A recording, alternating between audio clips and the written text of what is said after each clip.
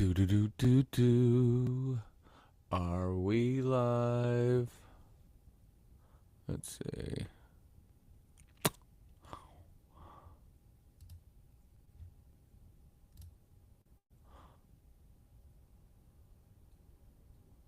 Yeah.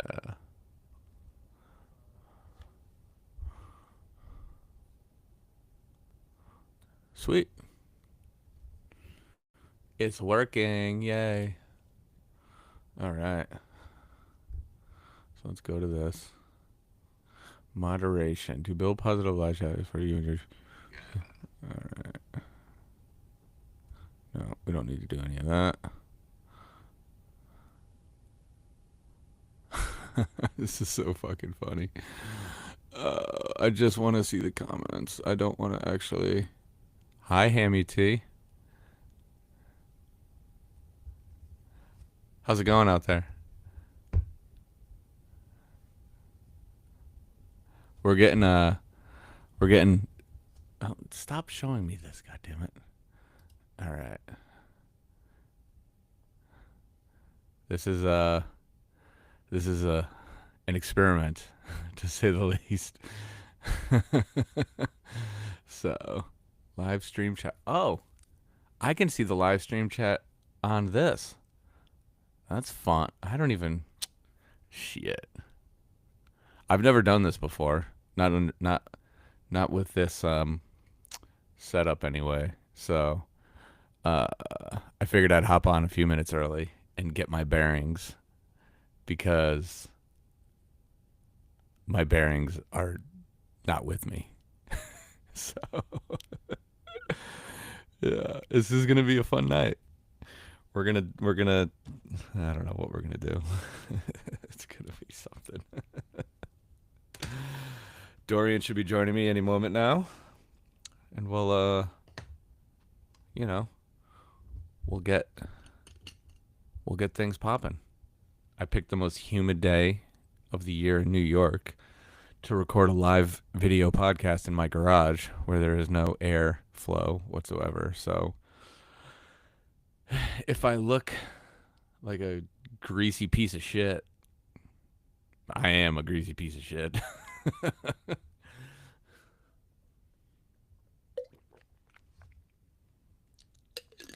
Oh yeah. This is gonna be funny. Let's see. How do I know? Let's see. Well, it says there's 7 people here, so I guess people wanted to hop on early too. I love it.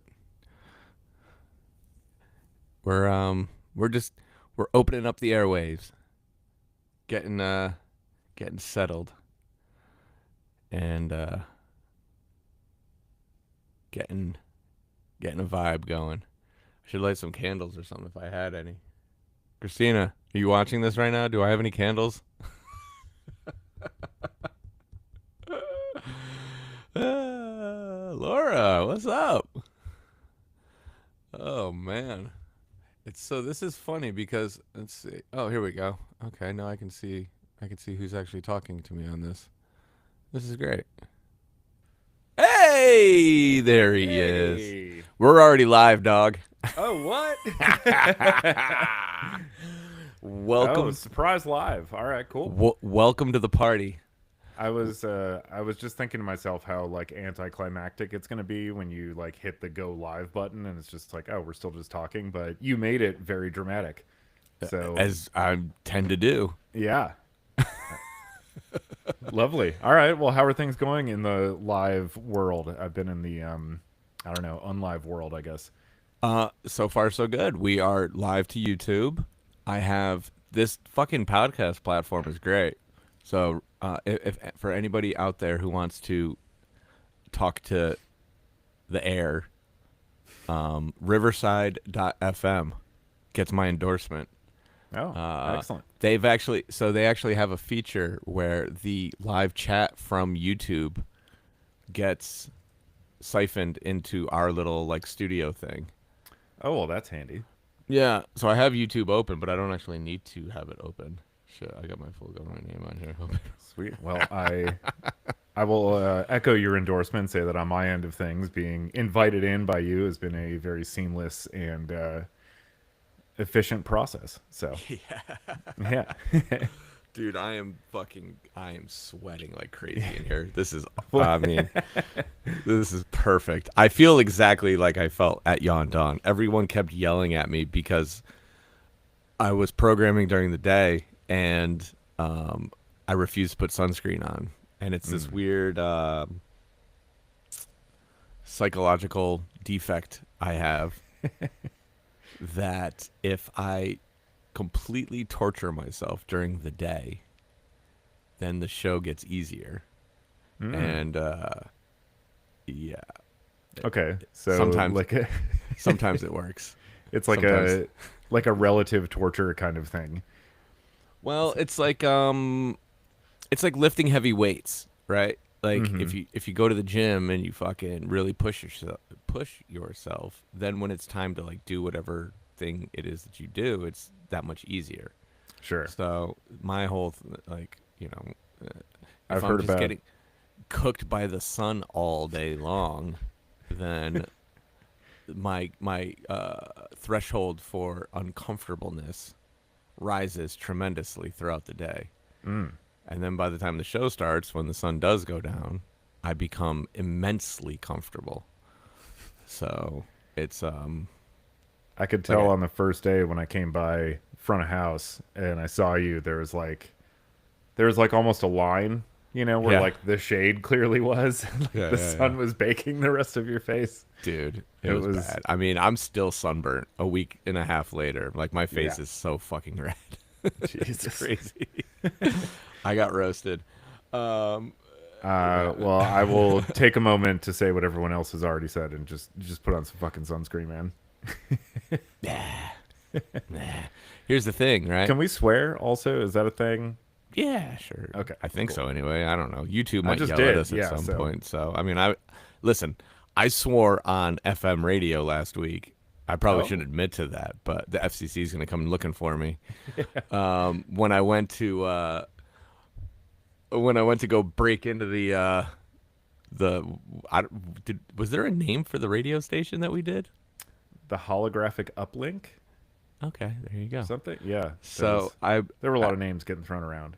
yeah, I know there were. when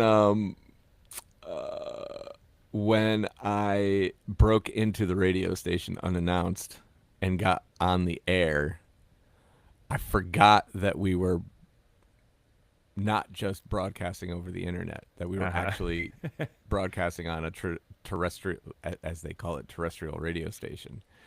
And so, like, Ari would say, like, oh, F that. And I would be like, no, fuck that.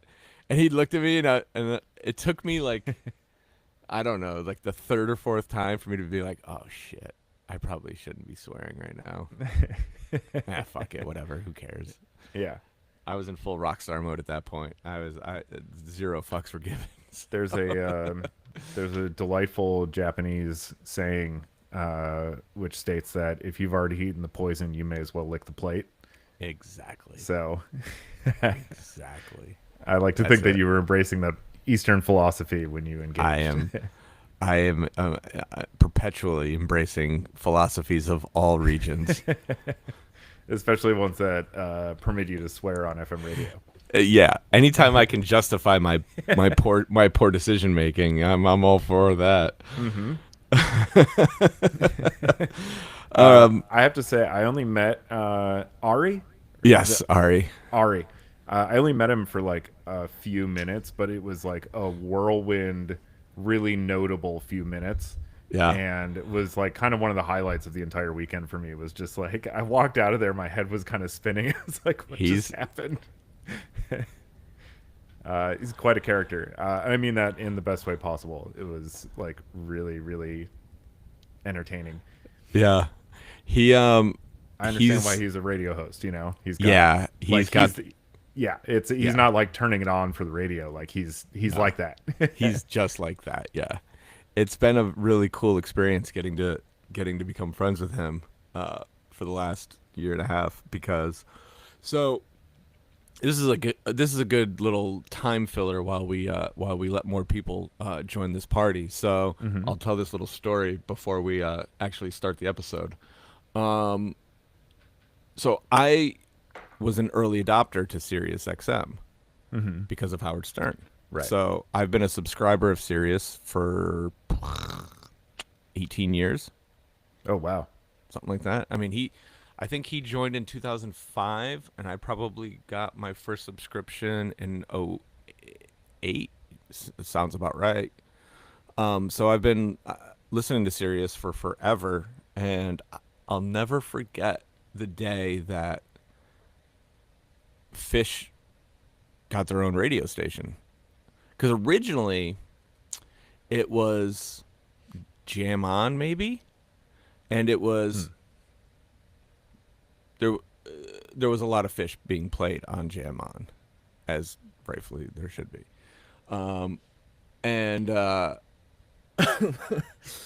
so I believe Ari was a part of Jam On, but he was 100% a big part of the Fish channel becoming its own thing. Oh, okay. And he was kind of the driving force behind that.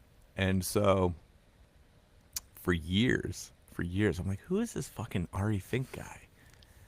He's such a he's such a character. Yeah. And the way that he talks about Fish is very intriguing to me Hmm. because he I mean, you think kind of like to the point you made, like, is he putting this on for the radio or is this really what he's like? And he really is like this very positive minded fan and almost to a fault. And I'm Hmm. just like, dude, come on. Like, you could have thought that was good. Yeah. But Yeah. we run in similar circles, but for 15 years, we never crossed paths. Hmm. And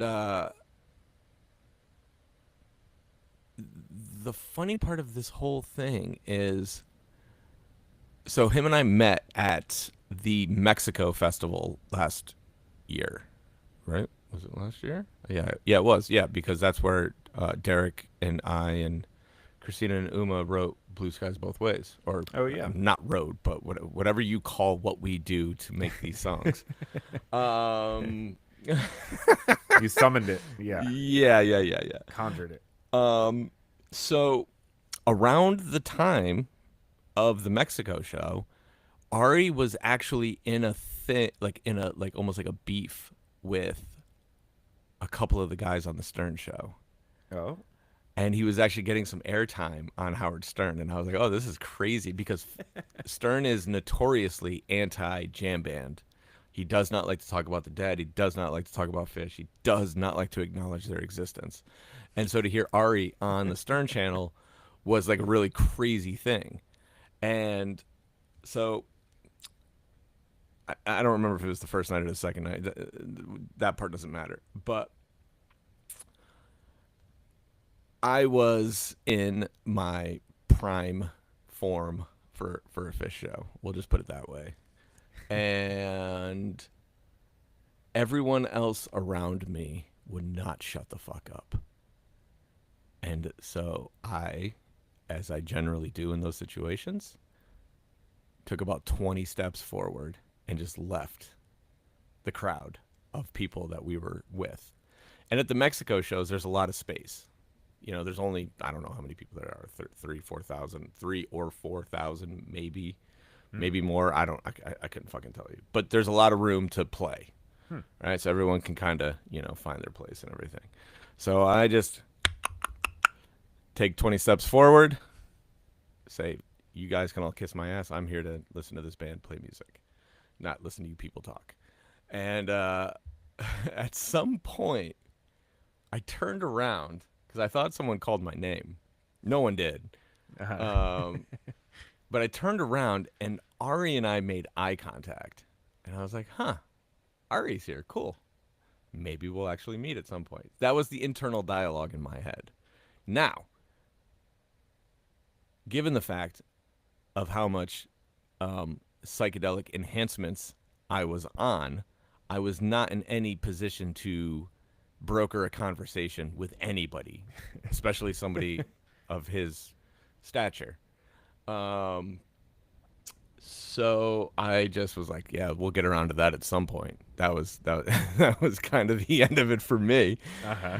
And maybe 5 or 10 minutes later, he just creeps up next to me and just whispers in my ear, "I love you." I was like, "Oh, hi, Ari Fink. How are you?" He was like, "I've been watching you for the last 20 minutes, and when you just literally just walked away from your entire crew of people, I was like, this motherfucker gets it." And he was like, and that's what gave him the courage to come talk to me. Yeah. And so then, Could, like, during set could smell break, we his started, own, yeah. yeah. So during the set break, we started talking shit about Stern. We were talking about the whole thing that he's going through, and blah blah blah blah blah. And we just kind of hit it off from there. And we've been like pretty like close friends since. We talked all. I mean, I was on the phone with him for an hour earlier today. So, Amazing. yeah, that's one of those funny things that it happened when it was supposed to happen. You know, had it happened 5 years ago, it probably just would have been, you know, two ships passing in the night kind of thing. Um, Yeah, no, that sounds like a real moment, you know? yeah, it was hilarious. Um, Oh, that's shit. incredible. Yeah, as soon as you said you locked eyes with him, I was like, he definitely came over and said something. Well, you know what it is, right? Here's the reality. You know how modest I actually am, and I don't think that anyone actually knows who I am. And so, you know, I knew who Ari was, but by no means did I expect him to know who I was. Sure. And then when he came up to me and he, you know, and then it was like, all right, cool. Like he knows who I am. So yeah, that's the that's the origin story of Ari Fink being sucked into the Pretty Lights orbit, It's and amazing. in turn hosting the, what'd you call it? The holographic uplink? Yeah, I think, yeah. That might have Sure. been the name of the stage. The radio station that we curated for last week. Yeah. Which I think that is a good segue to actually start the episode. Right? What do you Yeah, think? the beautiful story that's like the beginning of a, I don't know, like psychedelic samurai movie or something. That I would like 100% watch. Like, no question. Um, well, all right. Well, welcome to another episode of The Stroke of Midnight. Welcome. Hopefully, there are people tuning in for the first time. This podcast, has intentionally avoided the topic that we are about to discuss, like the plague, by all means necessary, for the last, how long have we been doing this now? 3-4 months? Yeah. Something like that? Mm-hmm. So we kind of had a rule going into this that Pretty Lights would not be a topic. And it still technically isn't a topic, because we're not here to talk about Pretty Lights. We're here to talk about the festival that Pretty Lights threw.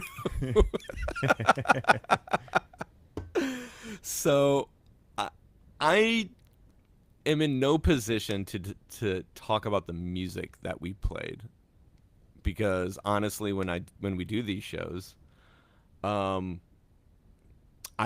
couldn't tell you what we played 5 seconds after we played it. I can tell you maybe slivers of moments, but I think the bigger conversation to be had here is just the experience of the experience, Yeah. because I know we all worked really, really hard for the last, I don't know, 6 months to put on a festival that was worthy of people's time and money, but also like the excitement and attention that it garnered. It's pretty rarefied air. Maybe not so much these days. Everyone fucking throws a festival, just like everyone has a fucking podcast.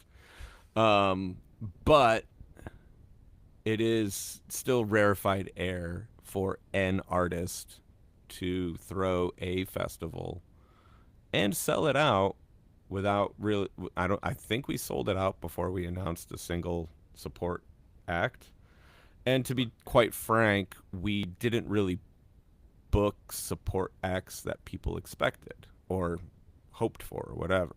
It was more about keeping it in house, family, friends, fans.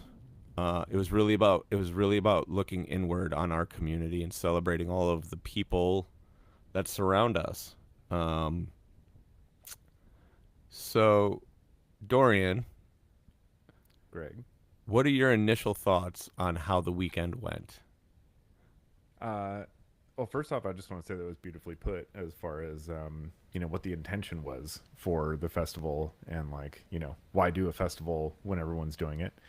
But yeah, my initial impressions on how the weekend went were incredibly positive. I mean, I have a strange lens through which I see and experience these types of events. Yeah. Because I experienced most of it through the footage. Unfortunately, I wish I was out there in it more often, but I generally, I'm not a shooter myself, so I generally end up in the producer and editor role, which involves a lot of like sitting in the media trailer or like media room backstage while all the cool stuff is happening and then sifting through the footage of it. But I made it very intentional decision over the weekend to like make sure that I actually got out there and went and did some stuff and like really experienced it. And like every time I set foot out of the media trailer, it was just like this explosion of life and like enjoyment and just positivity. And like everywhere I looked, it was just people enjoying themselves, whether it was just like some people having like a quiet moment down by like a creek off to the side, or it was people crowded around like the like prismatic playa stage for a show. And yeah, just every single event was like bigger and more exuberant than the last one. So yeah, I mean, to me it seemed like, and then all the footage I was seeing too was just like matching that. It was just making me more excited to like go out there again and like finally find, another hour that I could get out and go drive around the campgrounds or like just check out the show or whatever. So yeah, it seemed like an enormous success, and like especially with how you just put forth, kind of what the intention was, and everything that I experienced from it just seems like it did exactly what it intended to do. And on top of it, the shows were fucking awesome. Were they? Yeah. Here, hold on one second. God damn it, dude. I had this thing. All right. Oh yeah. Bear with me, everyone, because my ribbon microphone has Has a flutter. flutter from the humidity in my garage. So, fucking cocksucker.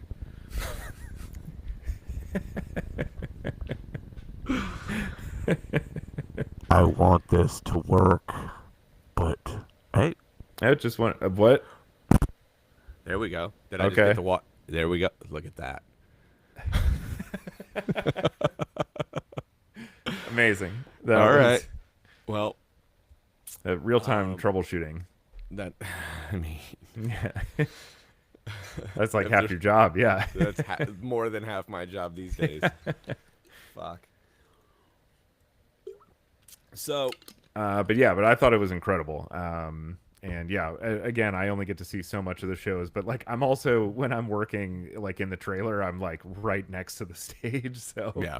no matter what, like I'm hearing the whole thing, and yeah, they were fantastic. So Yeah. I think. Oh, Christina texted me. Can still hear fine. Okay. I don't know. I might be losing my mind, but you heard all that noise, right? I heard it, Okay. witnessed Cool. for sure. Yeah. Okay. Cool. So it's not just in my head. No, not yet. We'll get there. But yeah, how about for you? How do you feel about the weekend?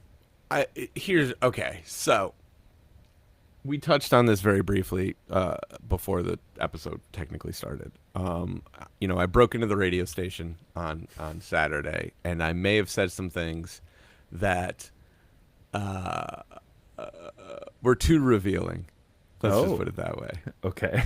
I was too honest with my feelings, but I did that for a very, very, very specific reason, and that was that I needed to cleanse my soul of the disappointment that I felt on the first night. Because while I thought the band played amazingly well, I did not meet my own expectations for how the show should look.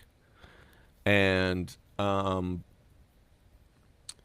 it's always a tricky thing when we're debuting a new rig.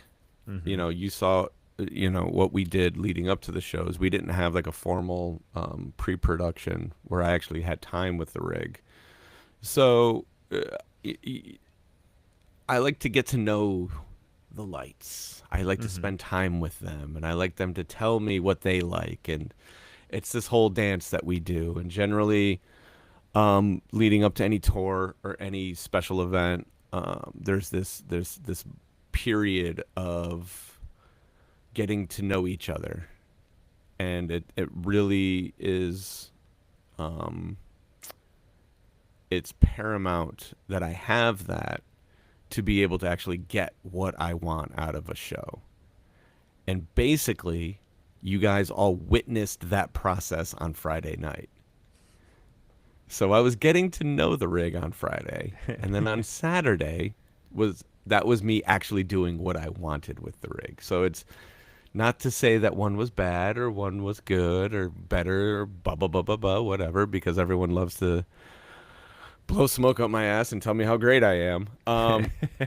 It's all lies, Greg. They told me never to say it. But yeah, I'll be the first one to admit it. I never got comfortable on Friday, and so I spent a tremendous amount of time on Saturday working through all of the things that I thought needed to be adjusted. And then when I got to the point where I was like, okay, I've done everything I can do, I took a walk down to the other side of the festival, and I talked a bunch of shit on the radio for 15 minutes. And then from there, it was like it never happened. And everything was great. So what an amazing document of your process, though. Like, as you know, whatever disappointment you may have felt, I think from like a fan perspective, or even an aspiring lighting designer, or whatever perspective, like that's a really cool document of like kind of how you feel something out and work through the frustrations, and then come back to it and like really like wrangle it in and everything. And like we talk so much on this show about process, and I don't know, for me, like I always love seeing that. When I like to bring it film into it, of course, like when I find a director that I like, I love to go Greg's punching his microphone again. It didn't work as well this time. It didn't work as well. Oh, it's okay. It's better though. But I love to go back and see like the director's early work and kind of see them like develop these ideas and techniques and their style and all that type of stuff. And it's like, it's really informative to me as a filmmaker, but also just, personally just find it like super interesting. So, seeing you kind of work with the lighting rig in real time, and like figure it out is, how it works in like the, outside of the virtual realm is, I think like really cool for other people to get to see. Yeah, I could see how I can see how that is interesting to people. I think here's the biggest way, like the best way I can describe this. Because of the way that I run a show,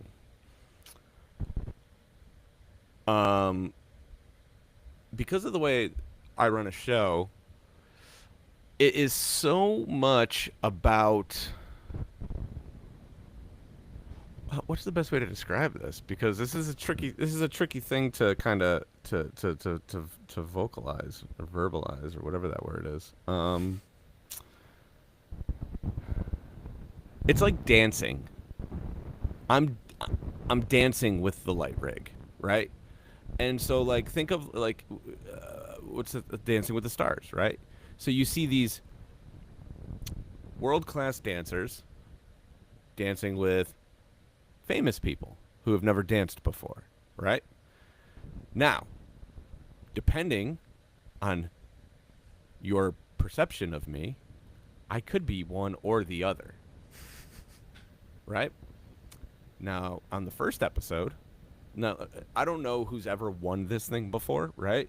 But I have to assume, I've never actually watched it, maybe more than 10 minutes, but I have to assume that if you watched the first episode and then you watched the last episode of the people who won Dancing with the Star on any given season, Mm-hmm.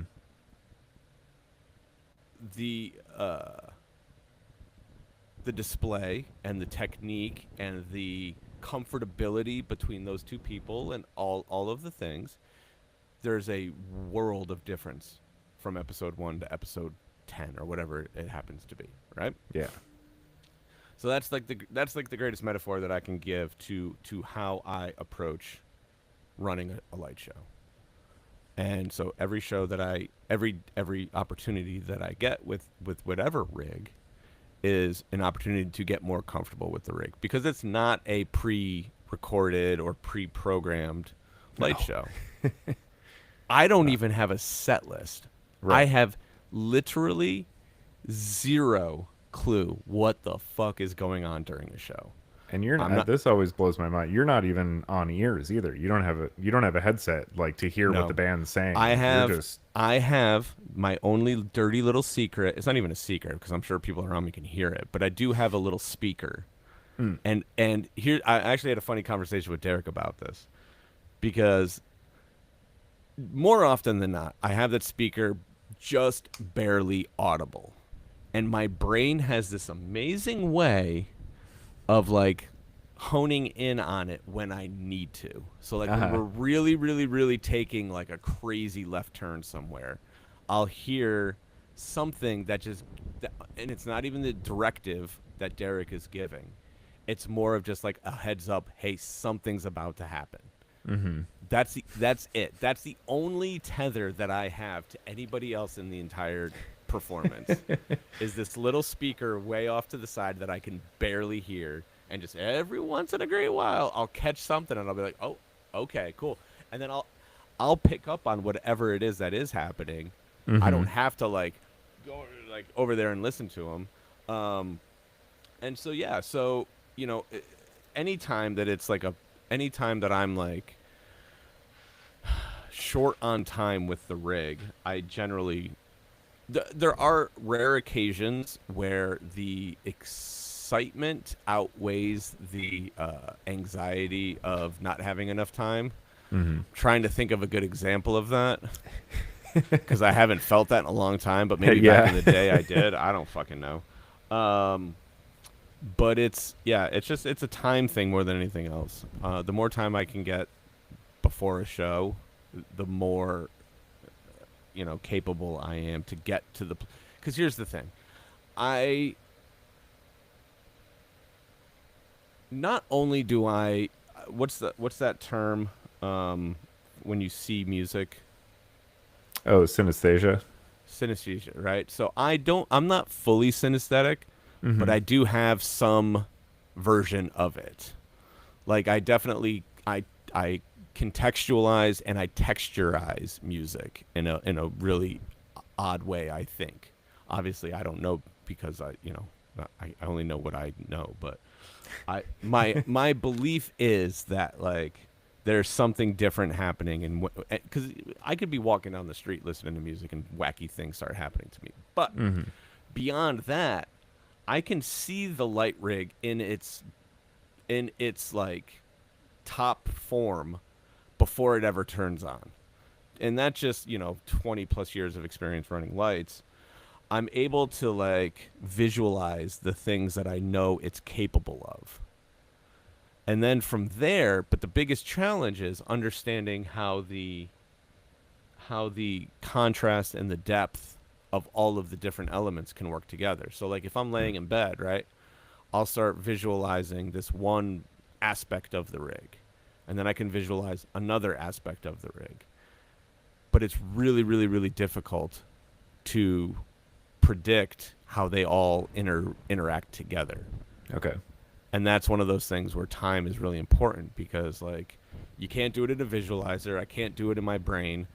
You just have to let nature exist in front of you and say, okay, this is the depth, this is the contrast, this is the ambient light, this is that, this is how all of these things, when the full stew of circumstances come together, that's when everything really takes its final form. And so it's Right, because no matter how powerful the visualizer, which is a pretty powerful tool at this point, you're still Yeah. looking at a two-dimensional screen. exactly. You can't see the full Exactly. space. Yeah, Yeah. and it's like, and its relationship to the band members, because this is a really interesting thing that I don't think enough people talk about, especially for jam band lighting, because I think this is a specifically jam bandy problem, is when, because a lot of our light rigs kind of scoop over the band, right? A lot of pop shows, they all kind of, everything's behind the artist, and then they just rely on spotlights to light the performers, Gotcha. right? But we're using our creative lights to also light the band, so there's less of an anchor for like front lighting, but that's in a sense by design, because you want to creatively light the band, not just make sure that they're visible. It's two different concepts, right? So like when Taylor Swift is performing, she's got 18 spotlights making sure that she looks like a fucking golden goddess in every picture that anybody takes anywhere in the stadium, right? It's impossible for her to look bad on film or just in real life. But when you do the stuff that we do, shadow play, silhouetting, side lighting, front lighting, the dynamics of how the light rig interacts with the people on stage is one of the greatest variables, and it can change from show to show depending on the depth of the stage and such. Sure. So Yeah. so that's another thing where, like, if you think a light rig is going to be front light heavy or back light heavy, you could be completely wrong, and then some of the concepts that you try to execute become complete hot garbage. And that was a big issue that I was having on the first night. And problem solved second night. The dynamics of how to light the band and how the lights interacted with the band, I was in way, way, way, way greater control of on the second night. And so there was one question, I guess. Let's see. Hoping to hear how the new rig differs from the old one. Okay, so this will be the last little bit that I talk about the actual lighting nonsense. I don't like to nerd out on this stuff too much, but we are talking about this in a more creative way, I suppose, than a nerdy way. So the light rig is completely different from what we've done the last 2 years. It's completely different from anything I've ever done before. And Just walking on stage before, like, once the stage was built, and I just like looked up and I was like, this is completely alien landscape to me. yeah. What makes you so well versed in the attention to detail when designing a rig? Oh, that's an interesting question. Okay, so we got a two-parter here. Okay, so we'll start with how the new rig differs from the old rig. Everything. So the last 2 years, the design essentially was a very, very, very abstract sort of representation of being on, like, the bridge of a spaceship. So like the command center or whatever, so the whole thing wrapped around the band as if they were in the cockpit. That was the idea, that was the driving force of the last 2 years. This year, the biggest thing, and without getting into all the technical, like truly technical aspects, like the fixture types and all that nonsense, the biggest thing that I wanted to create was as if the light rig was, it was like a so it was inspired by the fact that we knew that the main light that we were using was called the Tornado. And so the idea was to create a cyclone around the band. I wanted them to literally be like sucked up into the light rig. So whether it's the swirl or whether it's the spaceship, beaming them up into fucking Jupiter or whatever, there's a thousand different ways you can rationalize it. But that was the actual like physical concept, was this sort of like staggered, stacked sort of thing that was going to pull the band up into outer space. As far as my attention to detail, so this is an interesting question, Dorian. I think maybe you can actually speak to this now that you've gotten to know me as well as you have. Yeah. What makes you so well versed in the realm of attention to detail when designing a rig?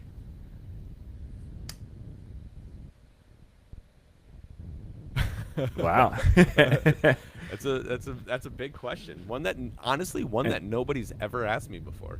Mm. The Sharknado. There we go. That was the design. The Sharknado.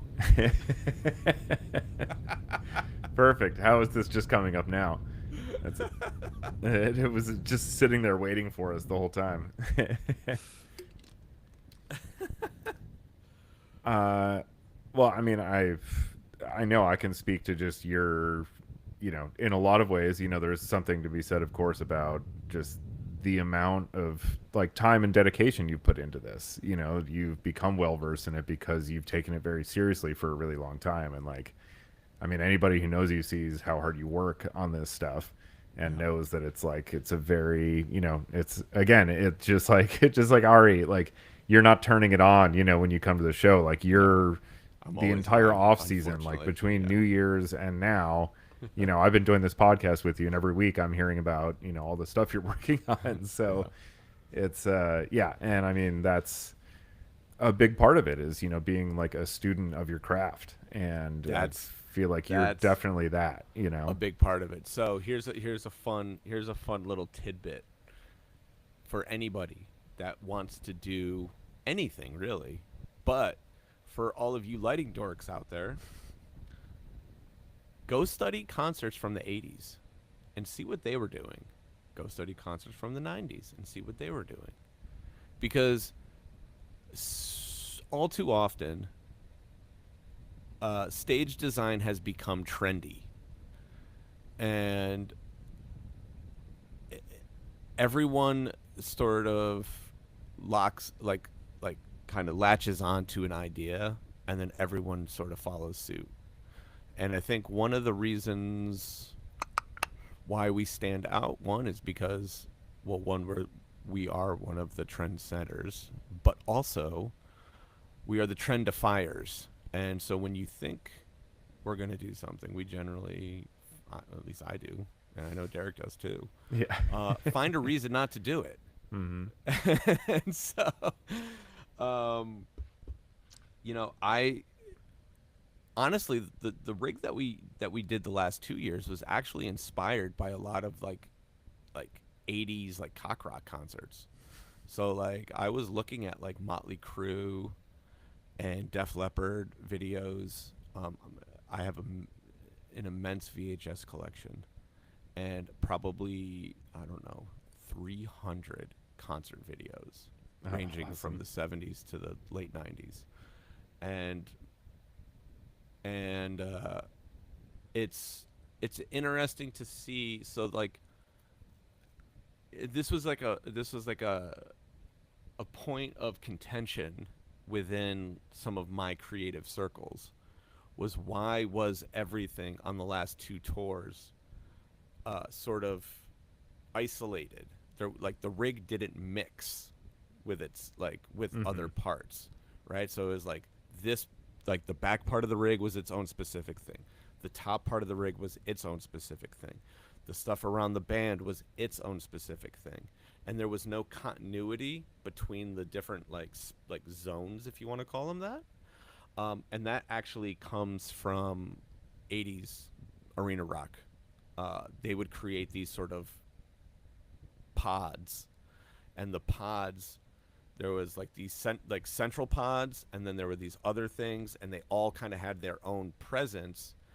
And the idea being that you could break the rig into 3 or 4 different things, and it could be completely different.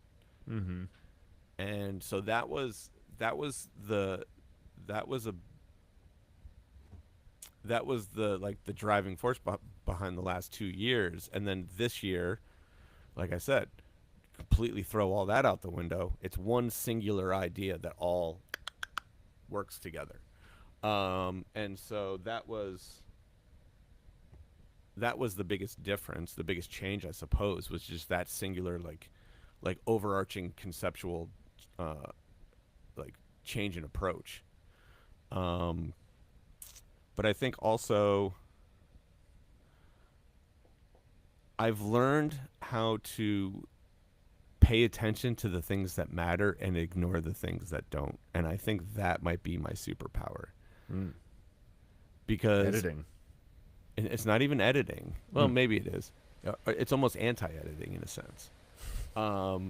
Because let me tell you, and I mean, you've seen this, our load-ins are not easy load-ins. They could take 12, 16, 20 hours to get that fucking rig up in the air. And inherently, every time we put a stage up, things go wrong in one form or another. And it's my responsibility to decide whether the thing that went wrong is actually a problem or not.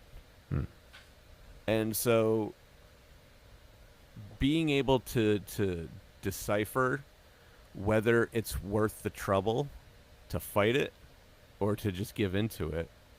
And there have been a lot of times where my willingness to allow something we didn't want to have happen has actually yielded a lot of positive results. Mm-hmm. And so that kind of goes back to the whole just, being one with the circumstances. Right. If you want to go to that, like the metaphysical bullshit, like but there's a lot of truth to that. It's just like sometimes it's not worth pushing. Sometimes you just got to let things happen.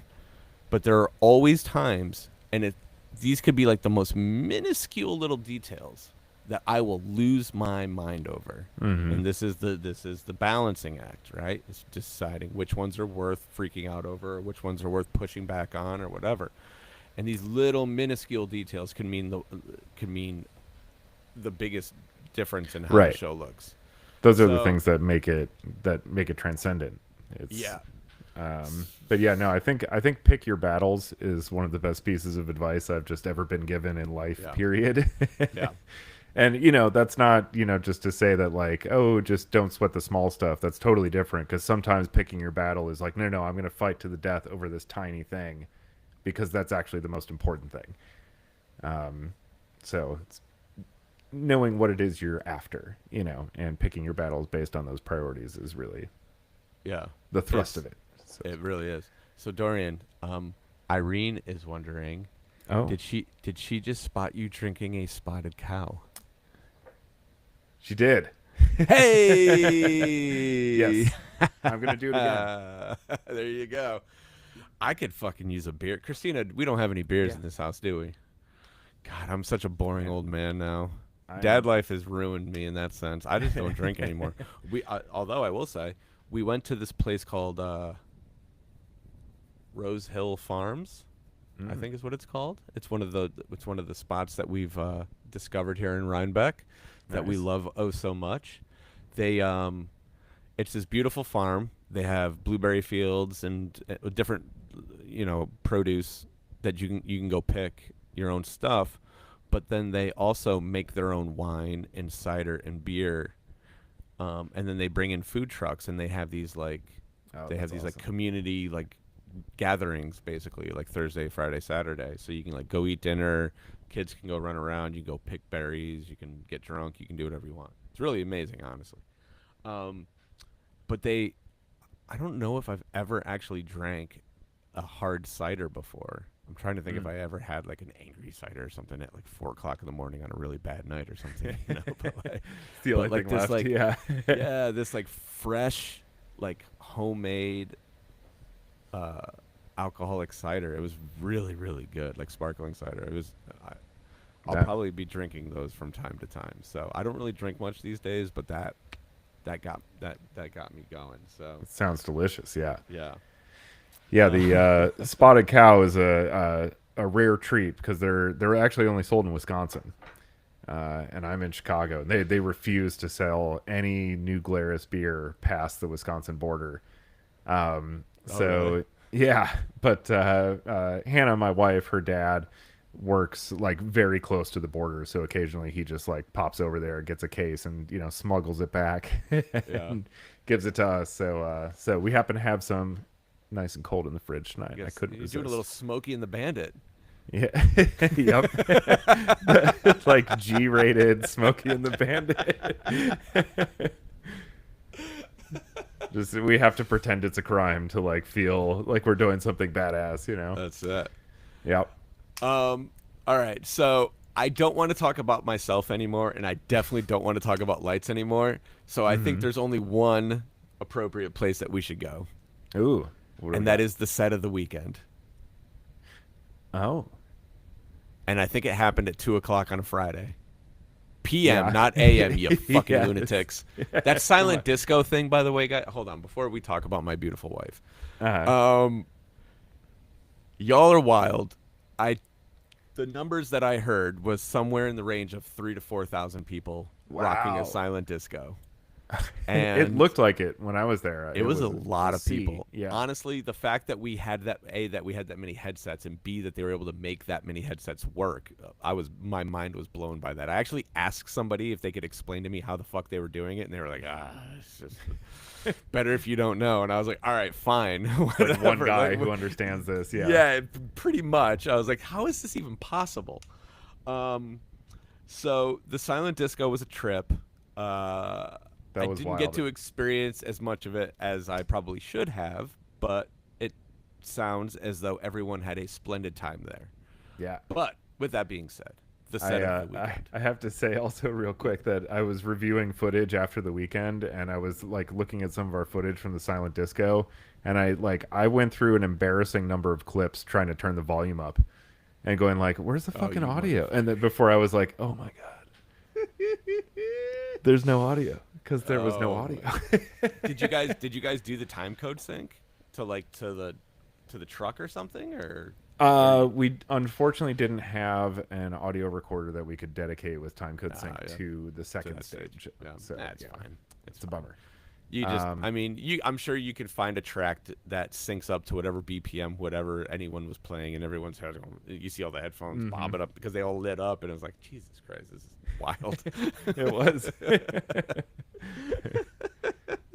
It was like a weird sensory deprivation experience because it's like everybody else can hear it, but like I can't. Yeah. So yes, so Mon Ami debuted publicly anyway at 2:00 on Friday to a resounding crowd at the what was that stage called? The Prismatic Playa? Prismatic Playa. Yeah. Yeah. I mean, here's the thing, right? So the girls have been talking about this for a long time. Awesome. Christina and Uma, Derek's wonderful wives. It started as just them making a playlist that they wanted to listen to whenever we were hanging out, and just driving us all crazy. And then I don't know when it changed to them all of a sudden becoming a DJ duo, but it did. And I think, I don't know if they half expected either me or Derek to deter them from doing it, but we were both like, yeah, go fucking do it. Let's see how this goes. We're the most supportive, let's go. Let's They're see what like looking happens. for a guardrail and found nothing. Yeah, exactly. And oh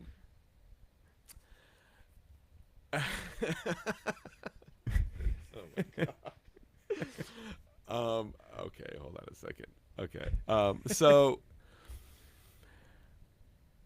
I said something in the little introduction, and I meant it, and I think it's important to reiterate here.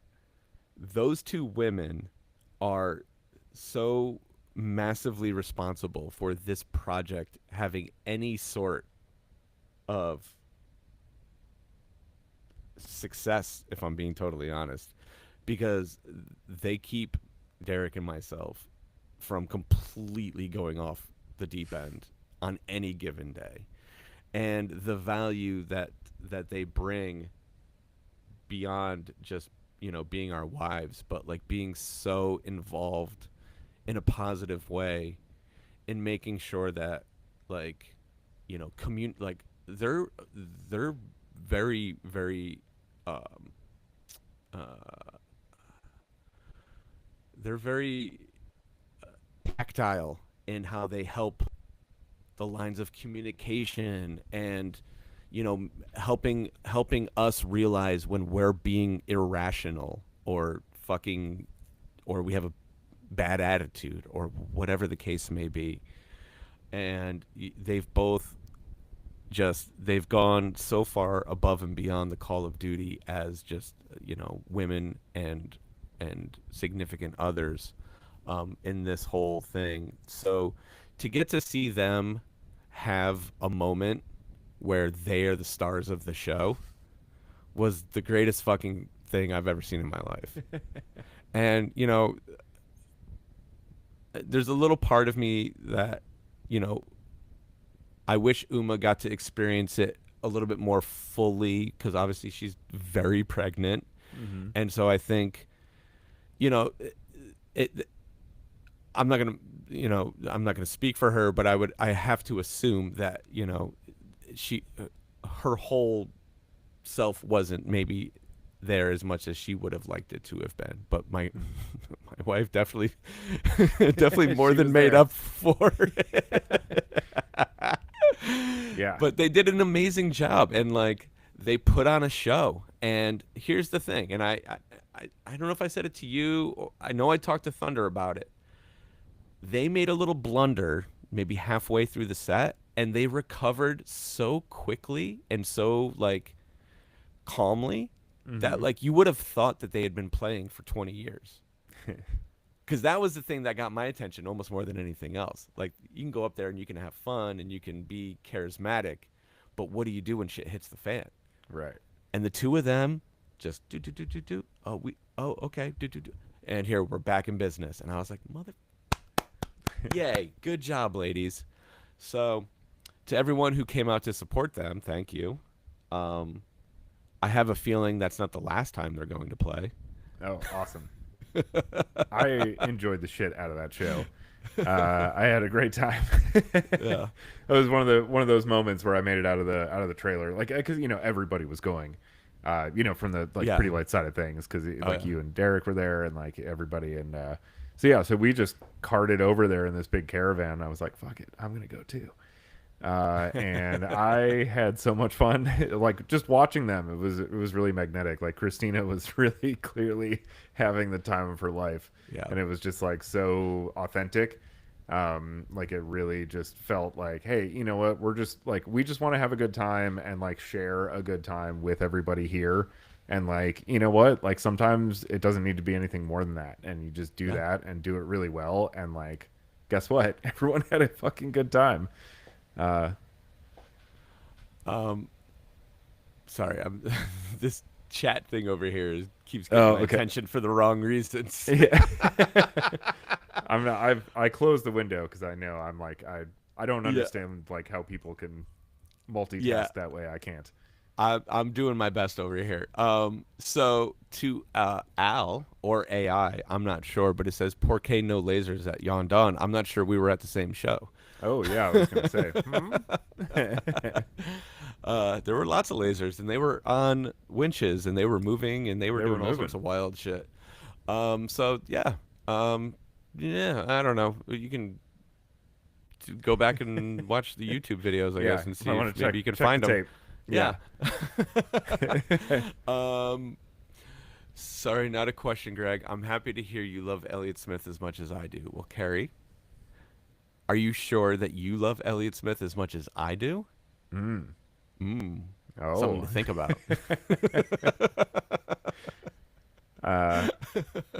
I am still becoming initiate in the ways of Elliott Smith, but I did listen to what was it, EXO? Was that? Yeah. Fantastic. I mean, just really, really amazing stuff. Oh yeah.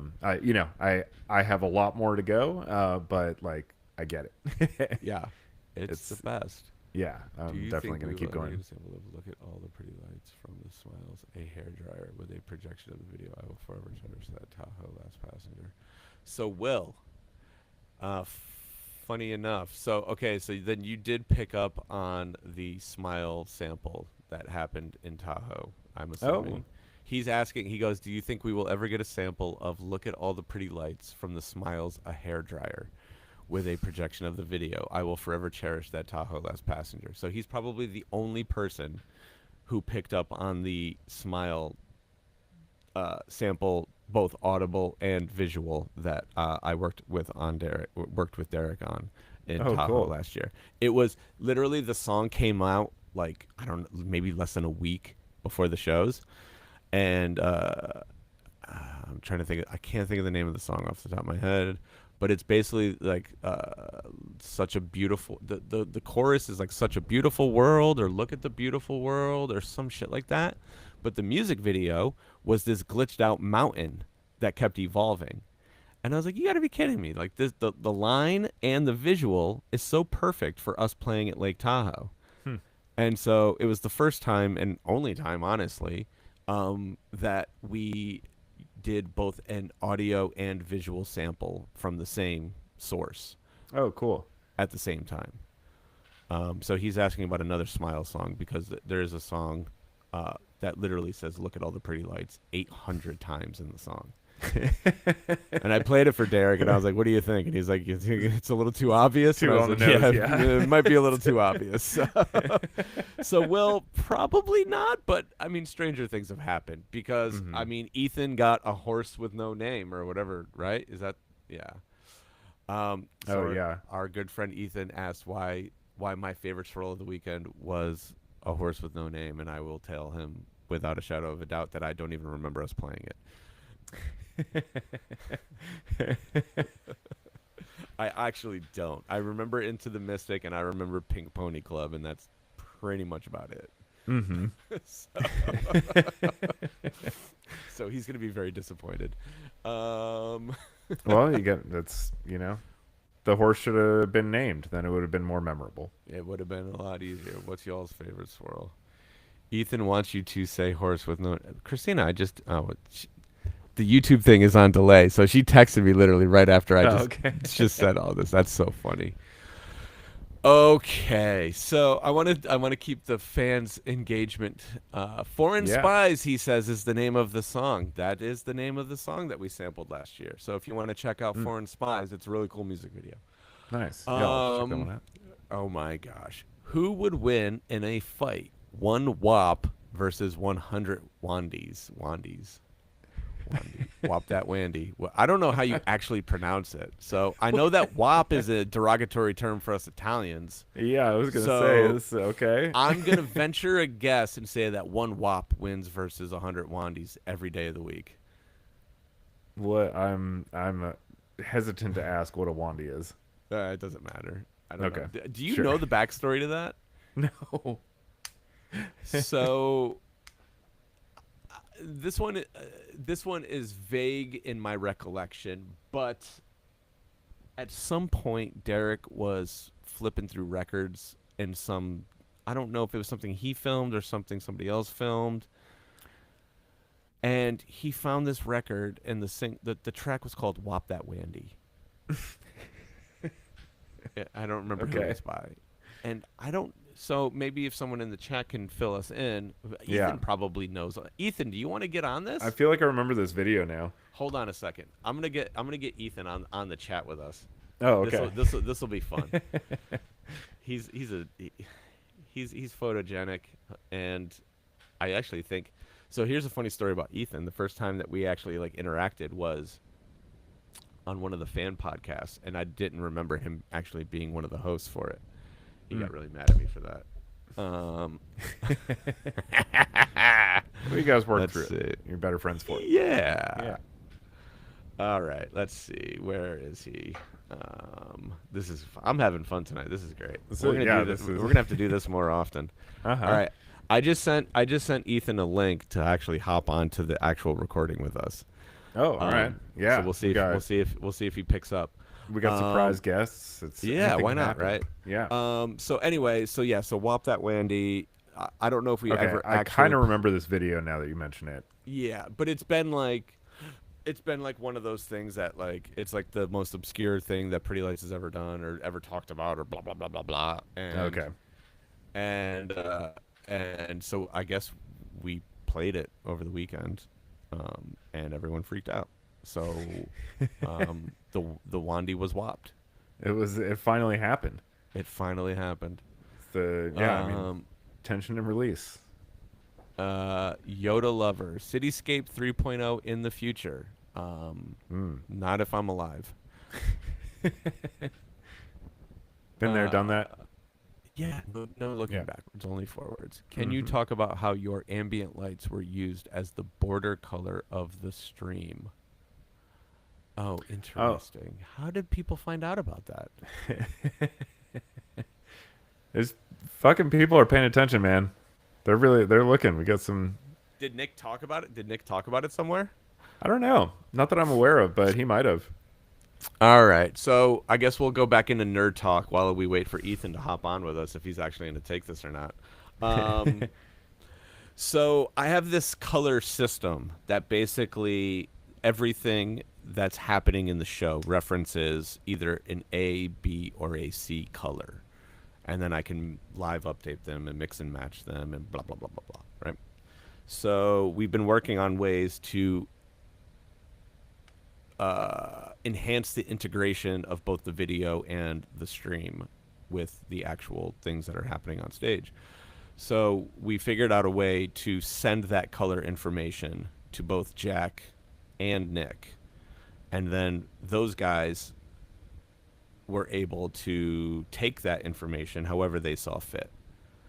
And so Nick basically built a tool that allowed all of my color information to dictate whatever the color like accenting stuff was happening in the stream all in real time.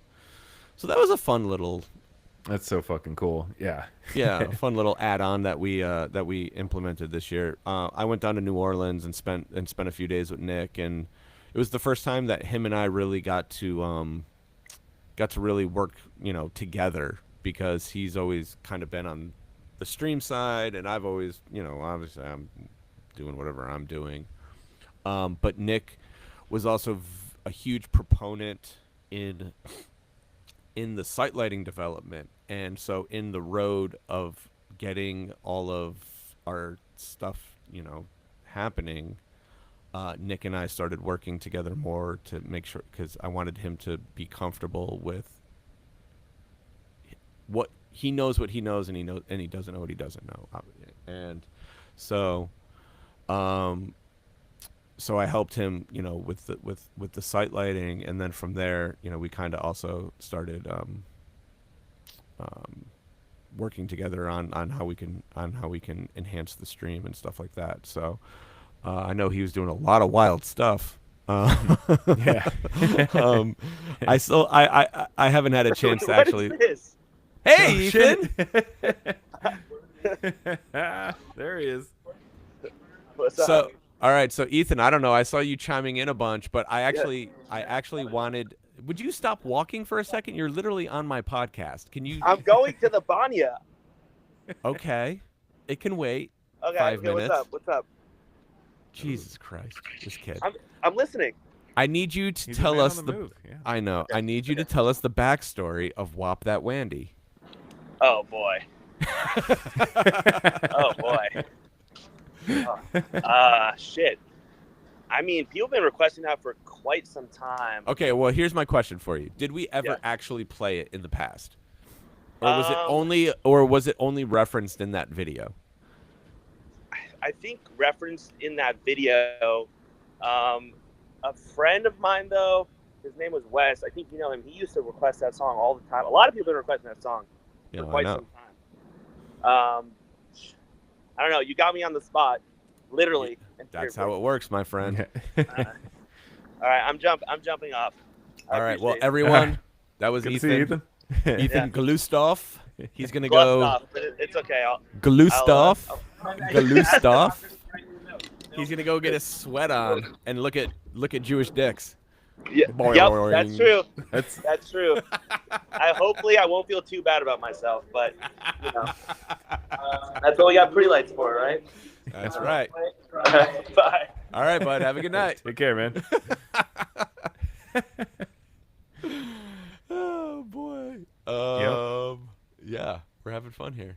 That was very accurate. Oh, assessment, here we go. So Adam has some info here. It was a YouTube show called "What's in My Bag" or something like that.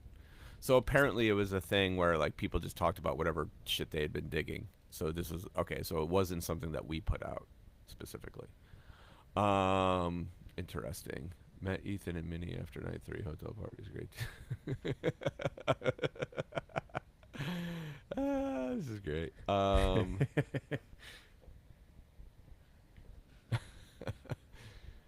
Ethan has a legendary coin purse.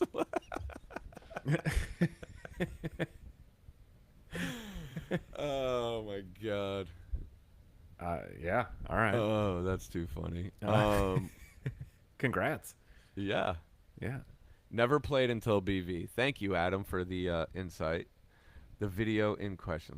This is a delight, bro. Come on, Ethan. It was indeed sampled before, but not swirled. Oh, it was sampled before. So, all right. Oh, so this have is we up officially for, stirred the pot? This is up for dispute. So, who's the official archivist? I know there's a couple people. Well, Will was the official like taper archivist. I don't know. Okay. I mean, Who's it? Yeah, who's the official like I don't know, scribe of like the Pretty Lights lore? I don't know, man. There's some kids out there that have these crazy websites and like stat trackers and all that stuff. Yeah. I thought about actually signing up. What's that? prettynights.com, I think. Anyone want yes. to chime in there, right? Is that prettynights.com? Is that where you can track all the shows you've been to and all the big bust outs you've had? And I wanted to just go in there and just check every show. And so that way, like, no matter whoever thought that they were the coolest, I could always trump them in one form or another. Yeah. And just be like, hey, sorry guys, but I've Been to every one, yeah. been to the most shows. I've seen the most bust outs. I've gotten all the rarities. You should Such you a should dick do that thing to and then say, like keep it like shockingly up to date. Dude, You know, like I 2 don't have minutes time for that. before the I don't show even- starts. Like I don't even track. I don't in that way track my fish shows. Now I will say that when I go to Queens in a couple weeks, right after Secret Dreams, that will be my 200th fish show. oh no shit. Yeah. Damn. So I'm gonna have to put in a phone call to my good friend Mr. Kuroda and see if there's a certain song that we can't get played. Ooh. I'm not gonna say what song it is because when it Okay. does get played, I don't want people to come fucking bother me the way they did at my 100th show. Oh, okay. What did you Because get played at your 100th show? I didn't have anything played. Oh, okay. But I had been chasing Harpua, As and I got it on my 100th show at Holy shit. Dick's, and in the middle of an encore where they spelled "thank you." That all happened on my 100th show. wow. Okay. Yeah. That's So, impressive. it was crazy. It was fucking out of like it was the nuttiest night of my life for a lot of Harpua was like- reasons. But like Harpua people was kept like coming up. everyone's white whale. Yeah. Yeah, but everyone kept coming up to me and be like, "I can't believe this is happening at your 100th show." I was like, "Neither can I. Can you leave me the fuck alone so I can enjoy it?" So, I probably should have told anyone it's my 200th show, but I think 200 doesn't feel as special as 100 did. Mm-hmm. And maybe that's just because Yeah, I'm you're hitting old and- triple digits. Also, Yeah, once you for hit the that, first time, it's that's- just like, all right. Plus, I've been to so many goddamn shows now. It's just yeah. like, Once you get to 1,000 call, then yeah. then we'll if be I were- impressed again. I mean, if the band lives long enough, I'll gladly try to get to 1,000, but I don't think that's happening anytime soon. Yeah. My numbers are declining. I do wonder, can somebody out there, one of the nerds out there, please tell me how many shows have been performed since July of 2009? Because that's Oh, like what's when your I total that's when count? I Yeah. I think let's see. I did the Boulder show, which I think was in May, and then I did like one or two other shows, but then like I was like full time, I think either July or August of 2009. So, yeah. So if someone wants to tell me how many Pretty Light shows I've been to, we'll just make it easy and just say August 1st, 2009 to today. Current day. Yeah. Yeah. So I expect that number in my DMs in the next 10 minutes. Somebody's going to Pretty Nights right now and like creating the Greg Ellis account, just checking everything and then seeing what the number is. Oh boy. It's amazing. Yeah. No sick days. But you haven't been to every show. Is the one that does Pretty Lights Live. He may know, but you haven't been to every show. That is correct. There was one show. Now, okay. We're gonna adjust this because we're gonna get into some real fucking minutia here. I'm gonna say every ticketed Pretty Lights show. There was okay. 600 to 700. Someone said. Okay. There was one show that I did miss. It was December 30th, 2009. It was because we were doing the Congress, I think, or maybe it was the other place. It was Chicago, so it was like our first big New Year's show, and I was debuting our first like really like fleshed out like stage design. I was also using a brand new lighting console at the time that I had never used before. And there was a show in Atlanta on the 30th. And there was just, we were like, if I go to this show in Atlanta on the 30th and I fucking roll into Chicago in the middle of the day, like the show's going to be a train wreck. So we had, I believe, Michael Smalley, my good friend, from Bass Nectar and String Cheese fame. I'm pretty sure that Michael ran that show on the 30th. So that would be the one show, I guess. Maybe there's one other, like, I mean, I did all the European dates. I did all the international stuff. Yeah. You know, I don't consider, like, the block party things, like the thing where the block or right, the second mural, line. the second line. I don't consider Yeah. that a Pretty Light show. That was just something that he did. I don't consider the pop-ups, you know, like in Vegas. Those aren't Pretty Light shows. Those are Derek having fun. Yeah. So, Yep. Myth the Wanderer. Greg with me though. Still no waiting for her full band swirl. Oh yeah, I know. I've been hearing about that one for a while. Has CK5 ever seen you perform? Of course he has. Chris. Yeah. Yeah. Let's see. I feel it. I leave the history to Miguel. Yeah, Miguel's actually a good person to talk to about that stuff. You'll have to tell us after, FH. I got Divided Skies and Encore.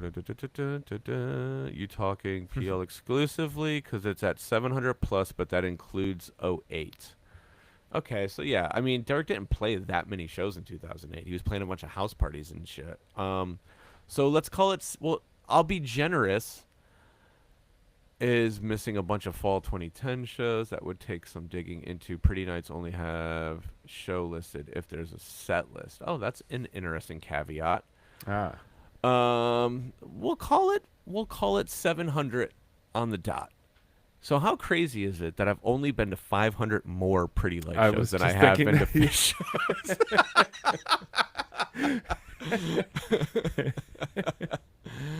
Oh my gosh, that's wild. That's too funny. Out of time studios, be smart before smartphones, high speed internet became widely available. Info can be sparse. He only posted videos full set. Oh, I see. So, ChatGPT says you've done 660 since August of '09. That's wild. That ChatGPT could toss that out there. Yeah, ChatGPT also likes to make shit up. So I mean, it's told like, me some things with extreme confidence that turned out to be complete fabrications. So sure. Well, I mean, the Yeah. internet is full of lies, Mhm. so it's only you know, recycling what it right. has access to. I did find out through something I'm working on that there's that like internet database that has like the Wayback Machine where they have like archived pages that you can Oh pull yeah, up yeah, the from a Internet long time ago. Archive. Yeah, Yeah. archive.org. Yeah, it's the So greatest place yeah, ever. you can pull up like the old Pretty Lights like MySpace page, which will actually have like the tour dates for like that year, Oh like wow, on really? their MySpace page. So yeah, if somebody really wanted to go deep dive, there's definitely ways to pull up those old pages that There you might have go. the set list even on them, or at least have the dates. Like this is where we were Well, playing no, no, when. no, no, no. There was no recording set list back then. We were Yeah. playing the same set basically every night. We would just jumble the songs around. Nice. Hey, you got to learn structure, Yeah. Well, Pretty Lights was a party before it was an experience. Mm, And you got to start somewhere, and right. that's where we started. Um. So, all right. Does anyone else have any questions that they would like to ask us before we wrap this thing up? I will say, the town of Buena Vista, Meadow Creek, they did an amazing job of hosting us and making us feel welcome. Mm-hmm. So definitely a big thank you to everyone out there that allowed this thing to happen because,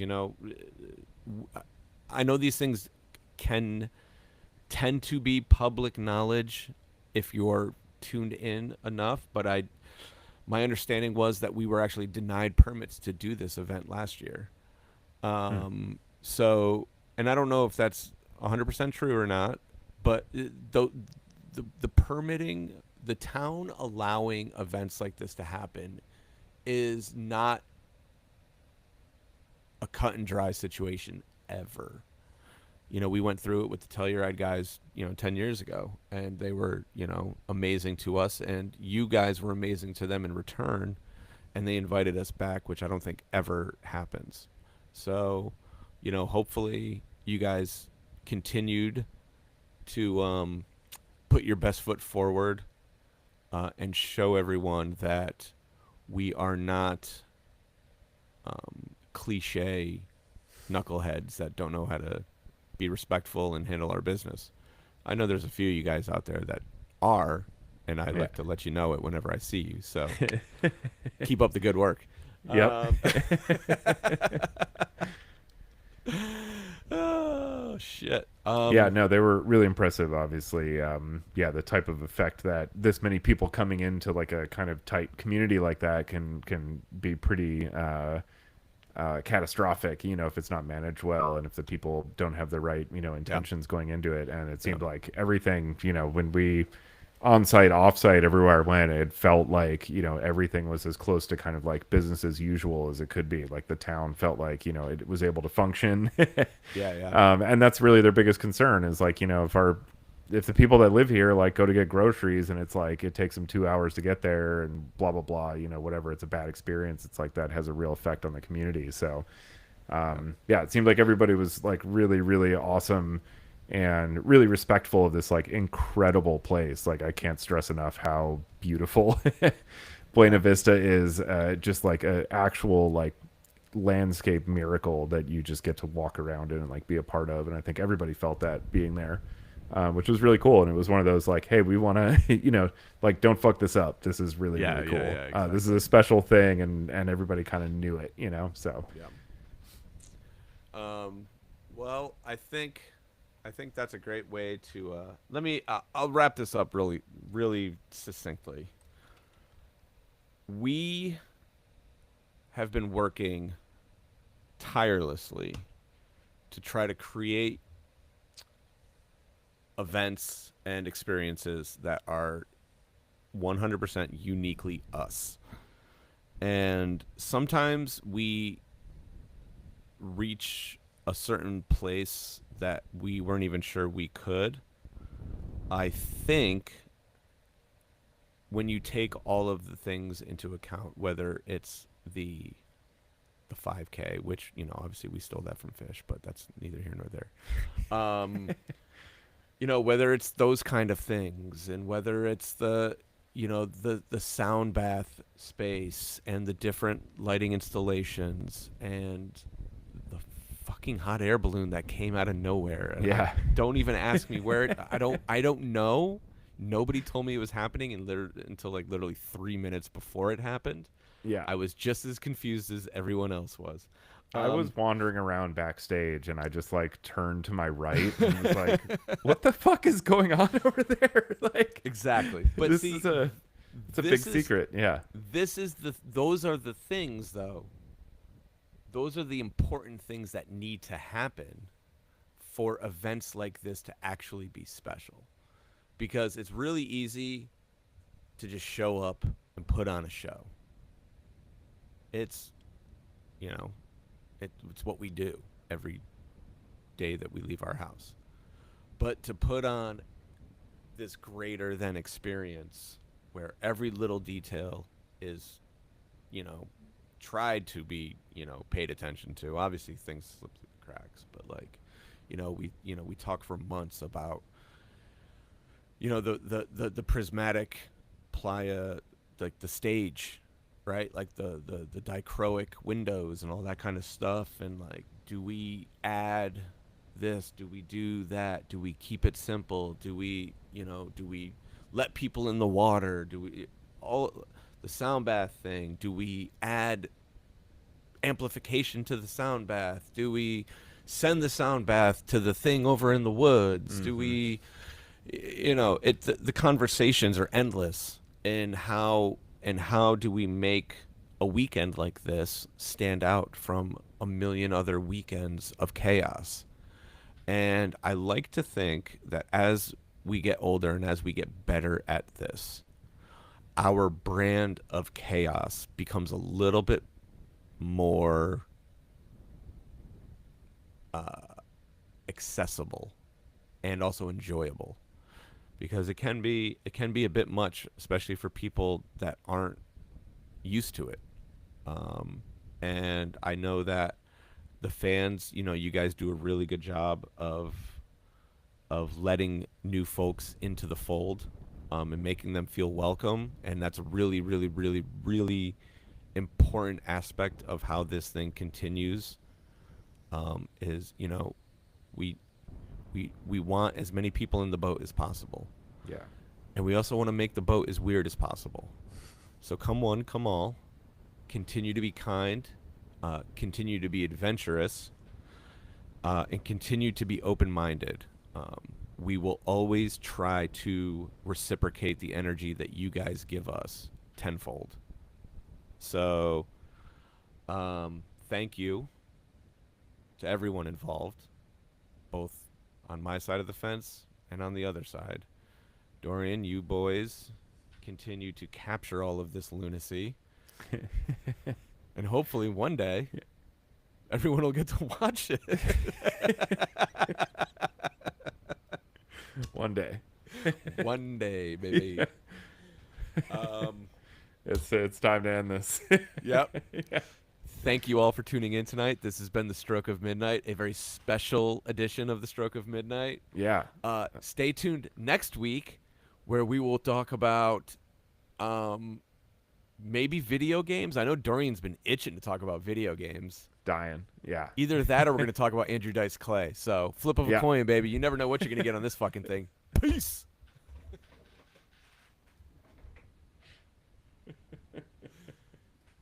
All right. How do we stop this? Are we still live?